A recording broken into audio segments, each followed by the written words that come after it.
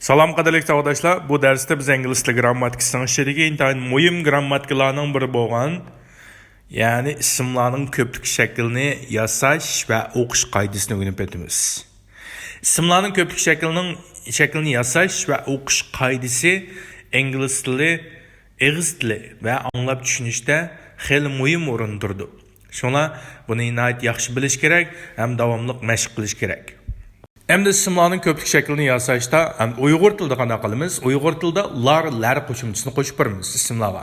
Masalan, uy desak, uylar. Shunaqa, daryo desak, daryolar. Qiz desak, qizlar. Shunaqa va davlat desak, davlatlar deymiz.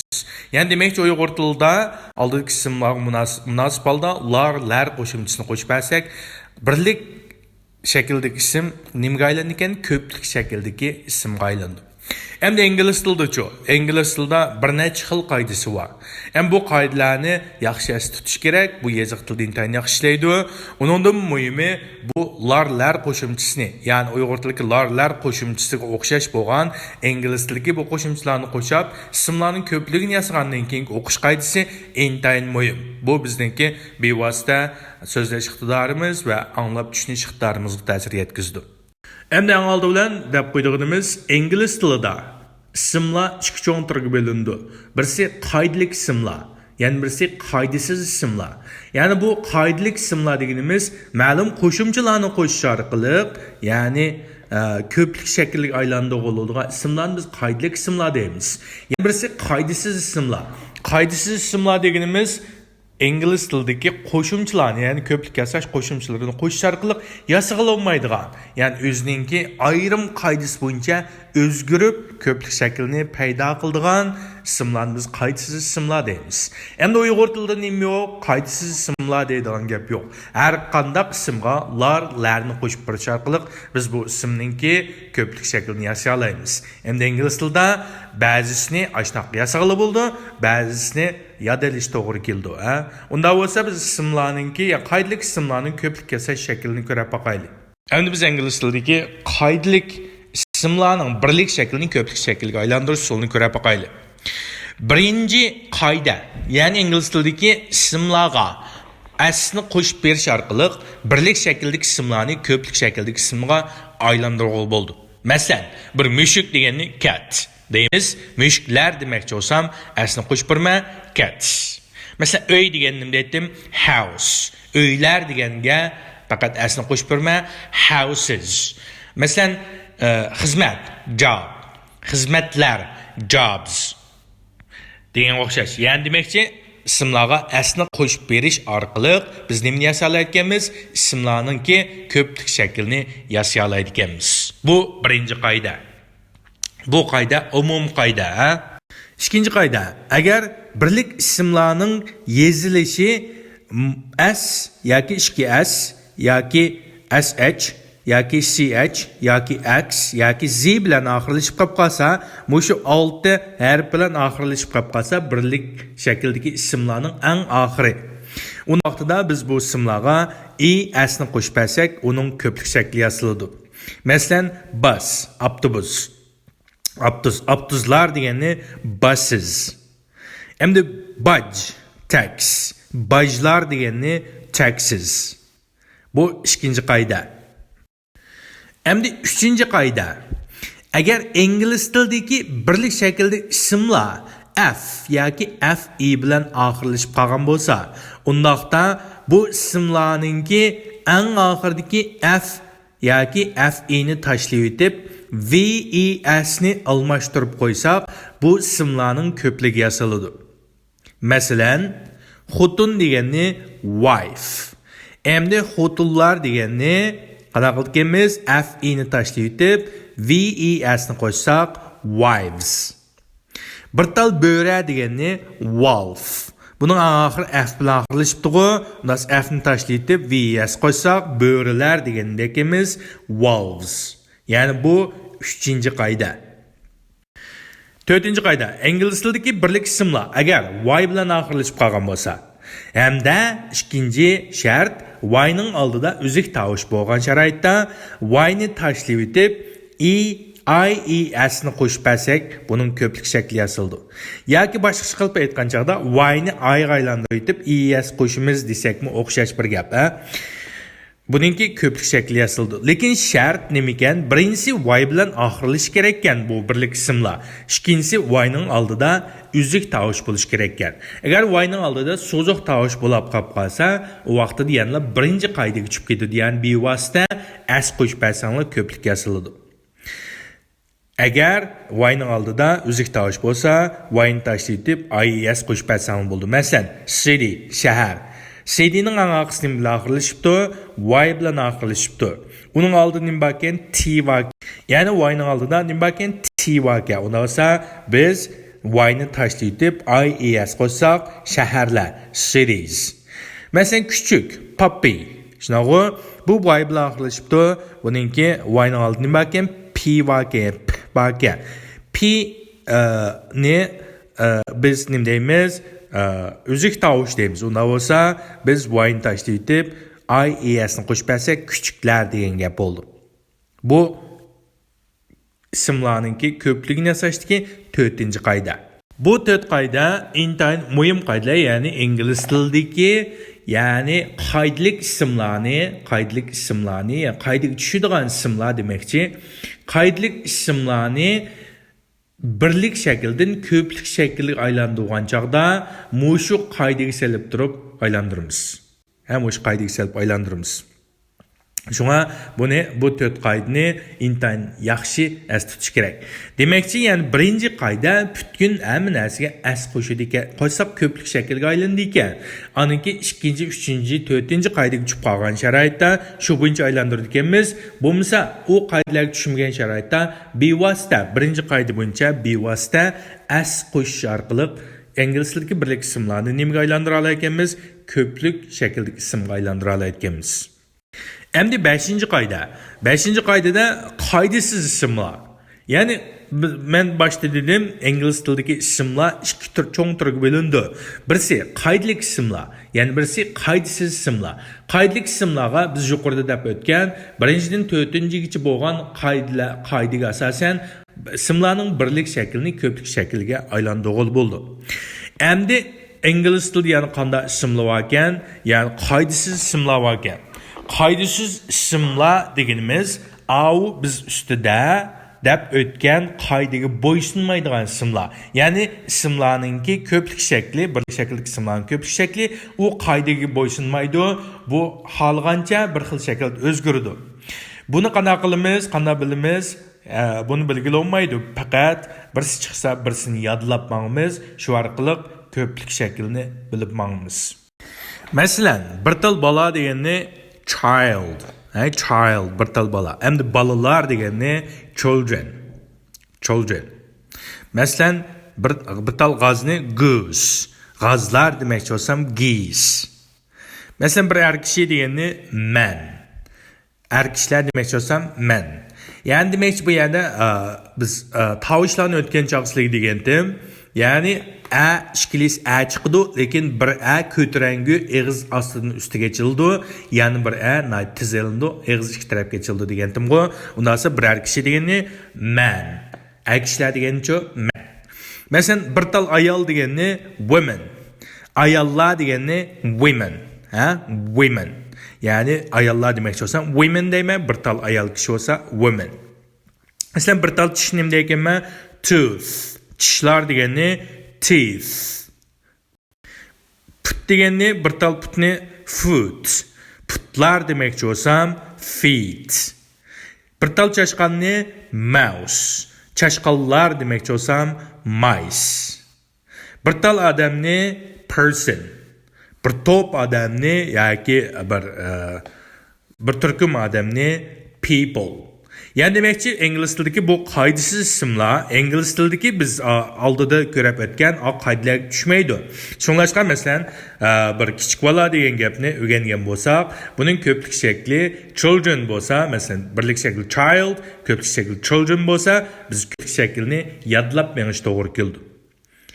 Lekin bu bak ko'p emas, shunga bak qo'rqib ketmasanglar bo'ldi, oldinga uchirgan chaqda bilib mansanglar bo'ldi, Bu ingliz tilidagi ismlarning birligini ko'plikka aylantirish qoidasi.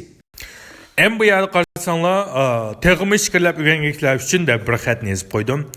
Bu nima degan gap degan chog'da, agar sizlar kelgusida texnik fikrlab, texnik intayin bir perfect, ya'ni mukammal saviyada o'rganmaydigichlar mau keyingi 4 qoidani ko'rsanglar bo'ldi. Agar men normal bo'lsam bo'ldi yoki bo'lmasa men vaqt kelgan chog'da o'rganmaydigichlar ma qoidalarni bak as saqlamasanglar bo'ldi. Bir-birlab keyin aldirmay ko'rib olsanglar bo'ldi. Endi biz 6-qoida, ya'ni fikrlab o'rganuvchilar uchun tuzilgan 4 qoidani ko'rib baqal. 6-qoida. Agar ismlar o bilan oxirlashib qolgan bo'lsa, uningga es qo'shish orqali bu ismninki ko'pligi yoziladi. Masalan, potato, yangyu, potatoes, yangyular, tomato, pomidor, tomatoes, pomidorlar. Endi bu har qanday o bilan oxirlashgan ismlarga es qo'sha olamdimi degan chaqda yo'q. Ba'zilariga bevosita as qo'shimiz. Masalan, photo, masalan, rasm, photos, piano, pianino, pianos, pianinolar. Ya'ni demakchi, agar ismlar o bilan oxirlashib qolgan bo'lsa, uningga es qo'shish orqali bu ismning ko'pligi yoziladi. Lekin bu yerda ba'zi bu qoidaga tushmaydigan, ya'ni demak ba'zi bevosita as qo'shish orqali, garchi o bilan oxirlashmi, bevosita as qo'shish orqali ko'pligini yoziladigan ismlar bor. 7-qoida, agar ismlar us bilan oxirlashgan bo'lsa, ya'ni us bilan oxirlashgan bo'lsa, usni tashlab etib, faqat ayni qo'shib qo'ysak, bu ismning ko'pligi yoziladi. Masalan, folks degan focus nuqtasi, markaziy nuqtasi degan gap. Endi buning fokuslar demoqchi bo'lsam, foci. Masalan, cactus. Shunaqa cactus. Endi kaktuslar demoqchi bo'lsam, cacti. Demakchi, agar ismlar us bilan oxirlashsa, usni tashlab etib, uni o'rniga ayni qo'yib qo'ysak, bu ismlarning ko'pligi yoziladi. 8-qoida. Agar ismlar on bilan oxirlashsa, ya'ni an bilan oxirlashsa, anni tashlab etib, ni qo'shib qo'ysak, bu ismning ko'pligi yoziladi. Masalan, phenomenon degan hodisa. Phenomena degan hodisalar. Masalan, criterion o'lcham. Criteria o'lchamlar. Ya'ni ismlar agar on bilan yoki on bilan oxirlashib qolsa, bu ismlarniki on tashlab etib, buningga ani qo'shib qo'ysanglar, bu ismning ko'pligi yoziladi. Ya'ni demakchi bular nimaga tabi ekan? Qoidasiz ismlarga tabi ekan. Lekin azroq o'xshamaydigan bir xil yeri bor ekan, 9-qoida, ba'zi ismlarning birlik shakli bilan ko'plik shakli o'xshash, o'zgarish yo'q. Ya'ni ba'zi ismlar bir tal narsani bildirib kelalaydi, ash narsaning bir to'p ash narsani bildirib kelalaydi. Masalan, bir tal qo'y deganni sheep deymiz, qo'ylar deganni sheep deymiz, o'xshash. Masalan, series, masalan, televiziya teatri yoki ko'p qismli kino deb qo'ymizga, series. Buningki ko'p qismli kinolar desakmi o'xshash, series. Masalan, species. Ya'ni species degan gap jonliq turlari. Jonliq turi deganni species deymiz, jonliq turlari deganni o'xshash species deymiz. Masalan, deer degan ahu. Yani ahu deymiz, yoki bo'lmasa jaran deymiz, jaranlar degani o'xshash deer deymiz. Yuqorqila ingliz tilidagi ismlar, birlik ismlarni ko'plik ismlarga aylantirish qoidasi. Birinchidan 4-qoida, qoidalik ismlarni qanday birlik shakldan ko'plik shaklga aylantirish usuli. 5-qoida bo'lsa, qoidasiz ismlar degan nima? Uni qanday o'rganamiz? Endi 6-dan 9-gacha bo'lgani yanıla qoidasiz ismlarning tavasida, lekin ba'zi vaqtda biz yodlashning hojati yo'q. Agar bu ismlar ashnasi bilan oxirlashib qolib qolsa, bevosita mush qoidaga selib bir taraf qilib bersak bo'ladi. Bu ingliz tilidagi birlik ismlarni ko'plik ismlarga aylantirish usuli yuqorqi usullar shu. Buni intayin yaxshi ko'rsanglar bo'ldi. Yuqorida biz ingliz tilidagi birlik ismlarni ko'plik ismlarga aylantirish usulini ko'rib o'tdik. Bu ismlarni birlik shakldan ko'plik shakliga aylantirish usuli faqat bir necha ekan, ko'ngil qo'yib bir necha qatim ko'rsanglar bilib olasizlar. Lekin eng muhim narsa ingliz tilidagi birlik ismlarni ko'plik ismlarga aylantirgandan keyingi o'qish usuli. Bu intayin muhim. Boshqalar gap qilgancha tushunish uchun yoki boshqalarga o'zimizni yaxshi tushuntirish uchun bu ingliz tilidagi birlik ismlarga s yoki es qo'shib yasalgan ko'plik shakldagi ismlarni men zodi qanday o'qiyman? Ya'ni s es qo'shilgandan keyin buning o'qilishi zodi qanday bo'ldi? Bu sizlarningki ma'lum darajada sizning og'iz tilingiz bilan anglab tushunish iqtidoringizga ta'sir ko'rsatadi. Shunga buni intayin yaxshi bilishinglar kerak. Ham buningdan ansirab ketmanglar. Biz qayta deyish orqali buni bilib ketasizlar. İngliz tilidagi, ya'ni biz birlik ismlarga s yoki esni qo'shish orqali ko'plik ismlarni yasab bo'lgandan keyin, ya'ni ko'plikni bildiradigan shaklni yasab bo'lgandan keyin buni zodi qanday o'qiymiz? Buning birinchi qoidasi, agar ismlarning eng oxirgi tovushi jarangsiz uzuk tovushlar bilan oyoqlashgan bo'lsa, bu ismlarga s yoki esni qo'shib, uning ko'pligini yasagandan keyin o'qiganda yoki talaffuz qilganda buni deb talaffuz qilamiz. Bu tovushlar tuvandagidek. Endi boya bir gap chiqdi, jarangsiz uzuk tovushlar deb. Endi buni butun jarangsiz uzuk tovushlarni o'rganishinglar hojat yo'q. Tuvandagi 5 tovushni esingizda tutsanglar bo'ldi. Mushu 5 tovush bilan oxirlashgan ismlarga s yoki esni qo'shib, buni ko'plik shakldagi ismlarga aylantirgandan keyin buni faqat deb talaffuz qilasizlar. Ya'ni aslidagi ismlarga sni qo'shib talaffuz qilsanglar bo'ldi. Endi bu 5 tovush qaysi tovushlar ekan? P, t, k, f, f. Endi bu yerdagi eng oxirgi tovush, ya'ni ikki tishimizning oraliqqa tilimizni qistirib olib turib, yoki tishlab olib turib, men sen talaffuz qilyapman degan chaqda chiqadigan tovushdi. Bu tishlab olgan chaqda hargiz bek tishlab o'zi yutib qolmanglar, tilinglarni o'zi yutib qolsanglar bo'lmaydi. Shunga tishi toza tuz emaslar, tishning oraliqlarida arliqlava ko'maklar yoki bunday yaxshi talaffuzni yaxshi olaydi. Ya'ni ikki tishimizning orasiga tilimizni tishlab turib oldigan si talaffuzdi. Biz buni o'rganib oldik tovush qismida. Ya'ni shu 5 tovush bilan oxirlashgan ismlarga s qo'shib, buning ko'pligini yasagan chaqda buni s deb talaffuz qilamiz. Diqqat qilganlaringlar, mening deganim diqqat qilganlaringlar, ismlarning yezilish qoidasi emas, birlik ismlarning balki o'qilish ishidagi talaffuzning eng oxirgi talaffuzi. Ya'ni bu so'zlar qarsak, graph bilan oxirlashibdi, ticket bilan oxirlashibdi, trap bilan oxirlashibdi, tricks bilan oxirlashibdi. Demakki, bu eng oxirgi tovush nima ekan? Bu 5 biz sizlarga yodlab olinglar degan 5 tovushning ichida ekan. Shunglashqa buningga s qo'shib, buning ko'pligini yasagandan keyin bu faqat s deb talaffuz qilindi. Shunglashqa graphs, tickets, traps, tricks, tricks. Diqqat qilganlaringlar, ismlarning yezilishi emas, o'qilishining eng oxirgi tovushi.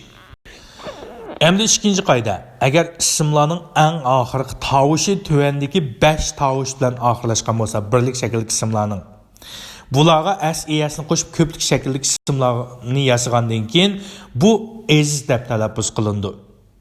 Ya'ni aslidagi ismning o'qilishiga ezni qo'shib talaffuz qilamiz. Ezni qo'shib talaffuz qilamiz.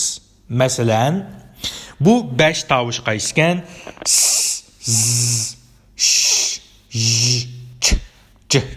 Yani 6 tovush. Bu 6 tovush, mushu 6 tovush bilan oxirlashib qolgan birlik shakldagi ismlarga esni qo'shib, bu ismlarning ko'plik shaklini yasagandan keyin aslidagi ismning o'qilishiga ezni qo'shib talaffuz qilindi. Talaffuz qilamiz. Bu 6 tovush nima ekan? Masalan, wish, tilak, orzu. Tilaklar, orzular desam, Budaki wish аңақысы нем bilan axırlaşıptı? Sh bilan axırlaşıptı. Bunun es qo'shib ko'pligini yasag'andan keyin wishes is, wish is, wishes, wishes. Masalan age, yoshlar, uzun vaqt. Masalan age jih bilan axırlaşıptı. Buningga s qo'shib ko'pligini yasag'andan keyin ages. Ages emas, ages is to'liq chiqdi. Judge, masalan sotchilar, baholar. Judge, sotchi, baha. Buningga asni qo'shib ko'plik yasagandan keyin judges. Judges degan sotchilar yoki baholar. Masalan box, quta, eshik. Box, x, аңақысini bilan s bilan. Unda esa buning asni qo'shib ko'plik yasagandan keyin boxes, qutilar, eshiklar. Endi 3-qoida. Agar ismlarning eng oxirgi tovushi jarangliq uzik tovushlar bilan yoki so'ziq tovushlar bilan. So'ziq tovush. So'ziq tovushni bilasizlar, biz bugun ipet to'qishnagu so'ziq tovush yoki jarangliq uzik tovushlar bilan oxirlashgan bo'lsa, bu ismlarga s ni qo'shish orqali ko'plikni yasagandan keyin o'qiganda yoki talaffuz qilgan chaqda z deb talaffuz qilindi. Lekin bu jarangliq tovushlarning hammasi emas. Tuvandagi jarangliq tovushlarni yodlab olsanglar bo'ldi. Tuvandagi jarangliq tovushlarni yodlab olsanglar bo'ldi. Andan keyin bu jarangliq tovushlar va barliq so'ziq tovushlar bilan oxirlashgan ismlarga s ni qo'shib bu ko'plik shaklini yasagandan keyin talaffuz qilgan chaqda z deb talaffuz qilamiz. Ya'ni z deb talaffuz qilamiz.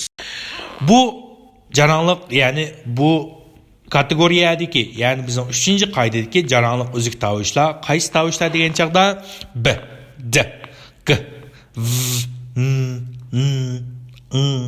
l, r, v, ya'ni аңақысыki tilni tishlagan z. Ya'ni mushu tovushlar va barliq so'ziq tovushlar bilan oxirlashgan ismlarga s asni qo'shib ko'plikni yasagandan keyin biz buni z deb talaffuz qilamiz. Masalan apple degan bir tal olma. Buning asni qo'shib, ya'ni ko'plikni yasagandan keyin buning аңақысы l bilan oxirlashibdi. Unda esa apples. Ergiz apples emas, c emas, z, apples. Masalan time degan vaqt. Endi vaqtlar demoqchi bo'lsam, time bilan oxirlashibdi. Asni qo'shib ko'plik yasagandan keyin times. Mana qarasak, nima ekan? Ya'ni times emas, times ekan. Chunki time nima bilan oxirlashibdi? bilan. Unda esa buning ko'plikni qo'shgandan keyin z deb talaffuz qildik ekanmiz. Times. Vaqtlar. Keyingi so'z qarasak, birinchi tovush nima ekan? Keyingi so'zning o'qilishi nima ekan? Zu ekan. Zuning eng oxirgi tovush nima ekan? U ekan. U degan nimati? So'ziq tovushdi. Unda esa so'ziq tovushlar bilan oxirlashgan birlik ismlarni ko'plikka aylantirgandan keyin asiyasi qo'shib nima deb o'qish kerakdi? Z deb talaffuz qilish kerakdi. Unda esa zuga asni qo'shib ko'plikka yasagandan keyin deb o'qiyotganmiz zoos. Agar staring biz bugun to'liq pashtaq degan gap. Endi stairs. Stair nima bilan oxirlashibdi? bilan. Unda esa o'qigan chaqda stairs. Ya'ni buning ko'pligini yasadik-ku, pashtaqlar demoqchi bo'lsam, stair bilan oxirlashib qolgachqa, ko'plik qo'shgandan keyin z deb talaffuz qilindi. Stairs, pashtaqlar. Aniki masalan library. Library degan gap, ya'ni kutubxona degan gap. Buning eng oxirgi tovushi nima bilan oxirlashibdi? bilan oxirlashibdi. Undan ni biz nima deb o'rgandik? So'ziq tovush deb o'rgandik. Undan esa so'ziq tovushlar oxirlashgachqa, buningga ko'plik qo'shimchisini qo'shib, buni ko'plik shakliga aylantirgandan keyin buni nima deb o'qiyotganmiz? Tovush chiqargan z deb talaffuz qilganmiz. Undan esa libraryga z ni qo'shsak, libraries. Libraries. Ya'ni libraries degan gap kutubxonalar. Libraries, kutubxonalar. Xo'sh, unda bo'lsa xulosali bitaylik.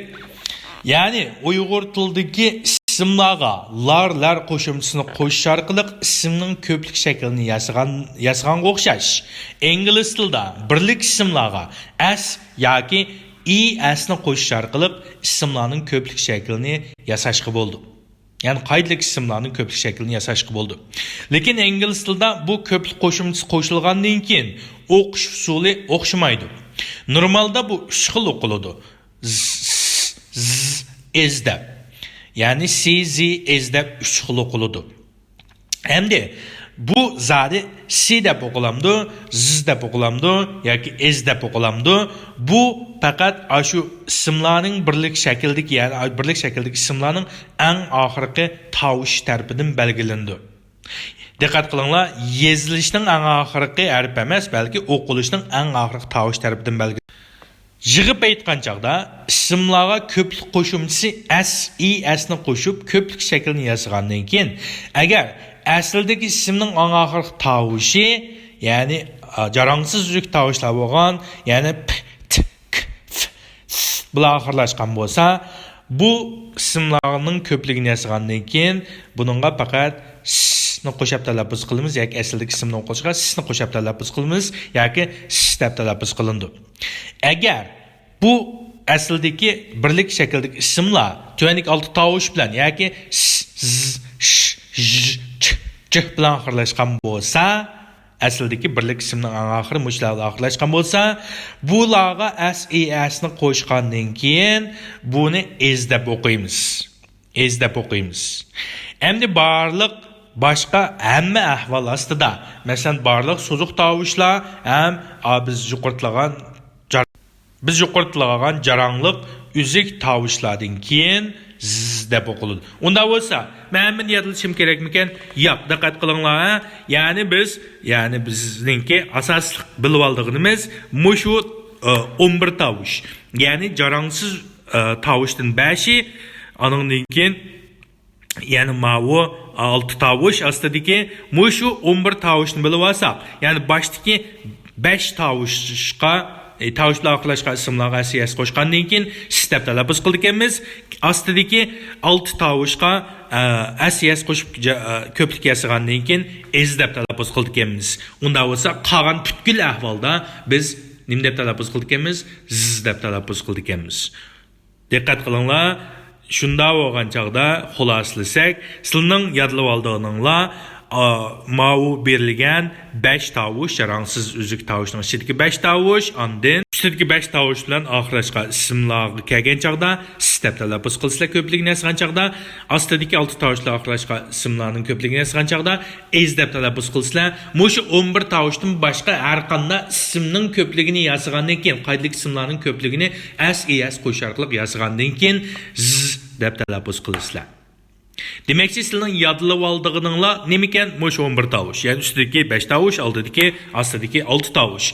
Ustidagi 5 tovush deb o'qiyotganmiz, keyindagi 5 tovushlar oxirlashgan ismlarning ko'plik shaklini is deb o'qiyotganmiz. Qolgan butkul ahvol ostida biz nima deb o'qiyotganmiz? Ismlarning ko'pligini yozgandan keyin z deb talaffuz qilganmiz. Shuning bilan bizningki ingliz tili, ya'ni ETF ingliz tili grammatika ders 2. bölükümüz müşahede tugidi. Yani bu ingliz tilidagi birlik ismlarni ko'plik ismlarga aylantirish usuli va o'qish usuli.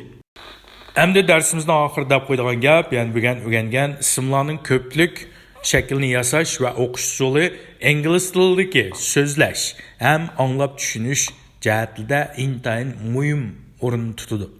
Agar buni to'g'ri deyilmagan chaqda boshqalarning gapini tushunmaymiz, boshqalar bizning gapimizni tushunmay qolishi mumkin.